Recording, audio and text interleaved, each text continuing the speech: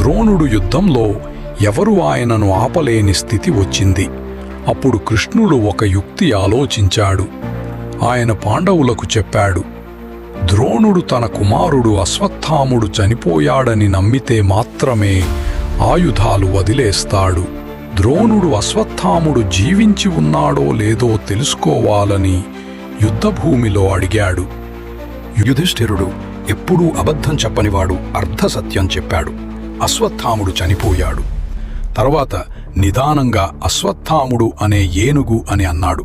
కాని ఆ శబ్దం ద్రోణుడికి వినిపించలేదు. ద్రోణుడు విచారంతో ఆయుధాలు వదిలేశాడు. అప్పుడు దృష్టద్యుమ్నుడు ద్రుపదుని కుమారుడు వచ్చి ద్రోణుణ్ణి హతమార్చాడు. ద్రోణుడు అత్యుత్తమ గురువు, యుద్ధ కళలో అపార ప్రతిభ కలవాడు. ఆయన శిష్యులు ప్రపంచంలోనే గొప్ప వీరులుగా నిలిచారు. అర్జునుడు, భీముడు, దుర్యోధనుడు, అశ్వత్థాముడు. కానీ జీవితాంతం ఆయన మనసు ప్రతీకారం, విధి మరియు గురుదక్షిణ మధ్య తూలిపడింది. ఇంకా ఎవరు స్టోరీ చెప్పాలో